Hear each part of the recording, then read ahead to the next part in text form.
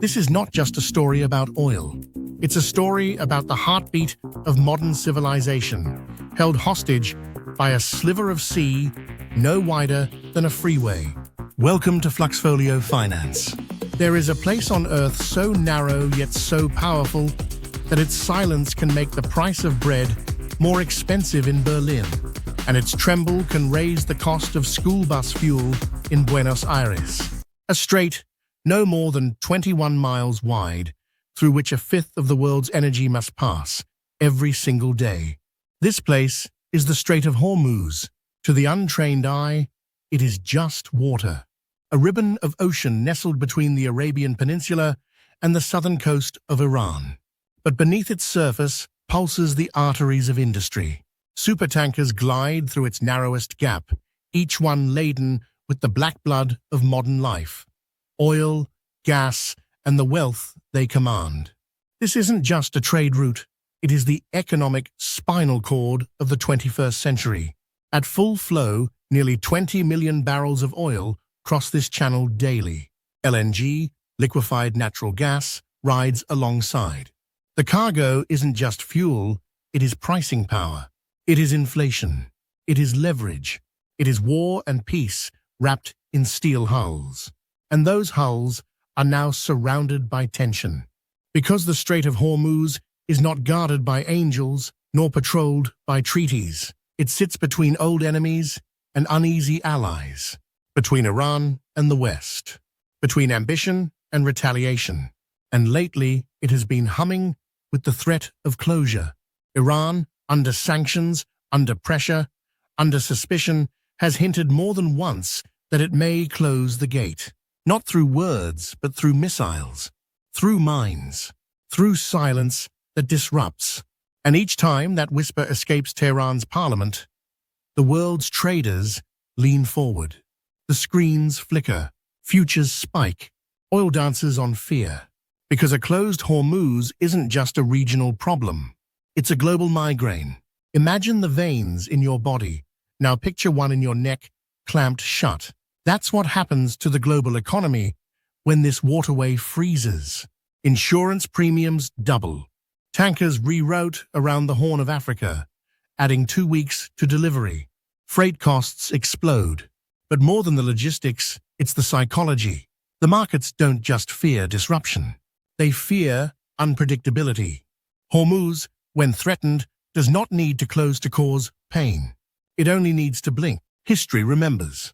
In 1984, during the so-called tanker war phase of the Iran-Iraq conflict, the strait's security teetered. Over 400 ships were attacked. Lloyd's of London insurers marked it as high risk. Premiums soared. And oil prices? They climbed like a thermometer in a desert sun. Today, nearly 40 years later, we are back in that shadow, with Iran and Israel exchanging missile strikes, with US destroyers shadowing tankers, with drone footage now part of naval diplomacy. It is not a full war, but it is not peace either. And so, economists are dusting off worst-case playbooks. Here's what they see. If Hormuz were to shut, even partially, oil could jump to 120s per barrel within days. Some models show $130, others $150. That isn't just expensive gasoline. That's agricultural costs rising. That's plastics and packaging soaring. That's food prices in Africa and Asia swelling like a tide. That's central banks in Europe hesitating to cut rates. That's mortgage rates staying higher in California. That's China negotiating oil in yuan just to escape dollar-linked volatility. That's inflation, not from printing money, but from pinching arteries. And the irony is thick, because Iran depends on this strait as much as the rest of us. Nearly 80% of its oil exports leave through this corridor. Closing it would be like cutting off its own oxygen to starve the enemy. Yet desperation does not speak the language of logic. It speaks in ultimatums. The Strait of Hormuz doesn't just carry oil. It carries the consequences of decades of mistrust, sanctions, sabotage, and shadow wars. Each tanker is not just a shipment, it is a gamble. that the sea remains open, that the politics stay contained. That profit continues to outweigh provocation. But history shows us how easily that equation breaks. How one mistake, one misfire, one false radar echo can turn a narrow waterway into a battlefield. And when that happens, the oil is no longer just oil. It becomes a weapon, a message, a tipping point. So when traders wake up each morning and glance at Brent crude, they are not just looking at a price. They are looking at a pulse, the pulse of a sea no bigger than a suburb that holds the fate of the industrial world in its currents. Next, we'll explore what alternatives exist, if any, pipelines, ports, and politics, and whether the world has any hope of bypassing the strait that history won't let us forget. What if the fate of the global economy, your rent, your food bill, your fuel costs hinged not on a war, not on a crash, not even on a vote, but on a 21-mile-wide stretch of water that most people have never heard of? This isn't science fiction. This is the Strait of Hormuz. Let's dive into the most fragile lifeline of the 21st century world economy, a maritime artery so vital that its silence can rattle markets and its closure could turn prosperity into panic. There exists a place so unassuming, so slender on the map, that it feels almost irrelevant, until it isn't. The Strait of Hormuz lies between the jagged southern coast of Iran and the golden deserts of Oman and the UAE. But this isn't just geography, it's geopolitical gravity. Each day, nearly 20 million barrels of oil pass through this sea gate. 1 in every 5 barrels burned in cars, jets, power plants, and factories across the planet is born of this narrow corridor.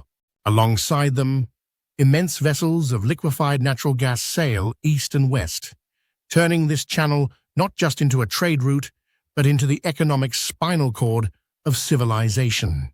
If oil is the blood of the industrial era, then Hormuz is the carotid artery. Yet this artery pulses in the shadow of conflict. It lives in the tension between nations who trade threats like currency. And in recent weeks, it has grown louder. After a fresh flare-up between Israel and Iran, and after missile strikes danced over Beersheba and nuclear scientists vanished into smoke, Iran once again raised its most powerful non-nuclear weapon, the threat to close Hormuz. It's not the first time, but it's never been this close.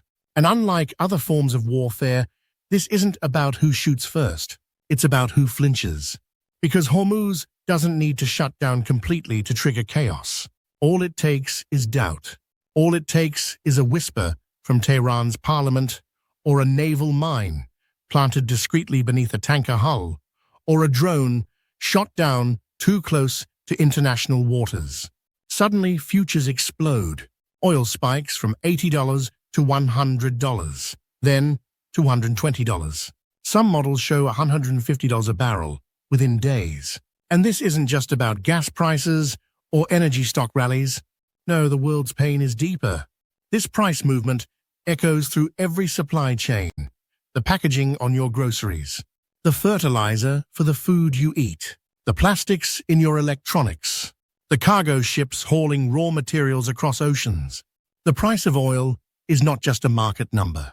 It's the ambient temperature of global capitalism. And when Hormuz gets feverish, the whole planet sweats. Consider what happens next. Insurance premiums for tankers double, sometimes triple. Vessels reroute around Africa's Cape of Good Hope, adding 2 weeks to delivery time. Freight costs surge. Manufacturers miss deadlines. Inflation spreads, not like a storm, but like a quiet, rising tide. And through it all, one truth emerges. Hormuz does not just move oil. It moves trust. It carries the assumption that the sea will always stay open, that commerce will always flow. Once that assumption breaks, the fallout is not just economic, it is psychological. Markets don't crash from conflict. They crash from uncertainty. And here's the paradox that makes this moment so combustible. Iran depends on this strait too. 80% of its oil exports ride these waters. Closing Hormuz would be self-mutilation, starving itself to spite its enemies. But desperation rewrites the rules of logic. When international sanctions tighten, when diplomatic doors close, when nuclear facilities are turned to dust in precision strikes, then threats become action, and action becomes contagion. The world has no real alternative. Pipelines from Saudi Arabia and the UAE try to reroute some of the burden, but they fall short. No overland route can match the sheer volume that Hormuz handles. No amount of strategic reserves can replace the living, breathing flow of maritime trade. And no summit, no agreement, no tweet has ever been able to fully pacify this ancient, contested corridor. The Strait of Hormuz is not just a location, it is a pressure point. It is a reminder that in a world of AI and spaceflight and quantum computing, we are still deeply, hopelessly bound to geography, bound to water, bound to oil, bound to a thin ribbon of sea where power and profit and peril converge. So the next time the oil price flickers, or a headline mentions missile launches, or your electricity bill creeps higher, don't look to your local gas station. Look to the map, zoom in to the Persian Gulf, and find that bottleneck just 21 miles wide, through which the dreams and dangers of the global economy still pass every single day. While the Strait of Hormuz dominates headlines as a geopolitical flashpoint, the more profound question is this: can the world function without it? Policymakers in Riyadh, Washington, and Beijing have long known the answer, and for decades, they've been building around it. Pipelines have sprouted across the sands, from Saudi Arabia to the Red Sea, from Abu Dhabi into the desert interior. The goal? To bypass the strait, to avoid the hostage-taking of the global economy by a single stretch of water. But here's the bitter truth: no alternative can carry what Hormuz carries. The East-West oil pipeline of Saudi Arabia handles just under 5 million barrels per day. The Habshan-Fujairah pipeline in the UAE about 1.5 million. Add them all together, and you still fall far short of Hormuz's 20 million barrel burden. The artery may be narrow, but it has no equal. What about reserves? Yes, the U.S. Strategic Petroleum Reserve holds hundreds of millions of barrels. China's got one too, so does Europe. But these are painkillers, not cures. They can dampen the shock for weeks, maybe months, but the patient still bleeds. And here's where things get darker. Energy isn't just about consumption. It's about contracts, futures, pricing benchmarks. The Brent and WTI systems are built on the assumption of unbroken flow. If Hormuz closes, even temporarily, it doesn't just spike oil prices. It tears through derivative markets. It wrecks hedges. It forces margin calls. Banks tremble. Traders scramble. Algorithms fail. A jammed strait in the Gulf becomes a liquidity crunch in London. A sell-off in New York. A crash in Mumbai. And all of this from one choke point. Now imagine what happens when a missile strike isn't isolated. When a second vessel is hit. When insurance companies say, no more. When shipping firms declare force majeure. When the U.S. Fifth Fleet is drawn into conflict, not just to protect oil, but to protect credibility. Then the economic fallout isn't just expensive, it's historic. But there's another angle few dare speak aloud. The Strait of Hormuz is not just an economic lever, it's a political one. In times of crisis, Iran doesn't need to close the strait. It only needs to threaten closure, to hint, to simulate, to drill, to delay. That alone can inject billions into its leverage, even if not a single ship is sunk. And in this strange dance of fear, power doesn't lie in action. It lies in ambiguity. For the U.S., the calculus is brutal.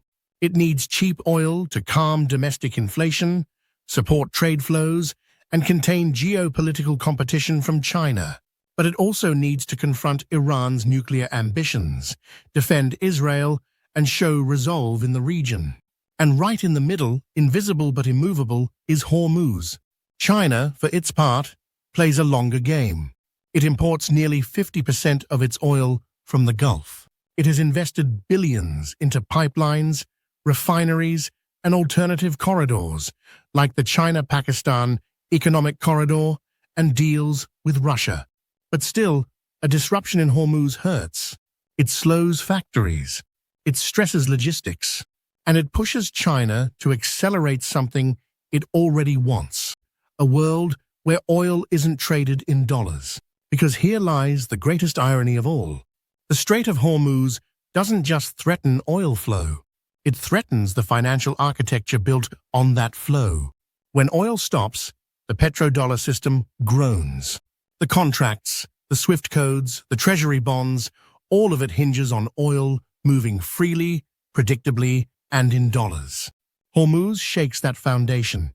In a future of multipolar finance, of BRICS-led reserves, of digital yuan settlements, the first domino doesn't fall on a spreadsheet. It falls in the Persian Gulf, in the waters between Keshem and Musandam, between missile silos and drone patrols, between history and heat. So where does that leave us? In a world of supply chain diversification, technological advancement, and artificial intelligence, we are still dependent on a narrow sea lane carved by geology and shaped by empire, a place where the next supercycle may begin or end. The Strait of Hormuz is not just a bottleneck, it is a mirror. It reflects the fragility of our systems, the illusion of permanence, the arrogance of uninterrupted growth. And in its silence, it asks a question that will echo through markets, boardrooms, and governments for decades to come. What happens to the global economy when the water goes dark? Thanks for joining us on this deep dive into the pulse of global energy and power. If this made you think differently, if it opened a new perspective, or even just sparked a question, leave a comment below. We'd love to hear how you see the Strait of Hormuz shaping our collective future. And if you value stories at the intersection of finance, geopolitics, and the forces shaping our century, hit that like button, subscribe, and share this video with someone who needs to hear it. It helps us grow and keeps you ahead of the next curve. This is FluxFolio Finance. Stay sharp, stay thoughtful, and until next time, stay ahead.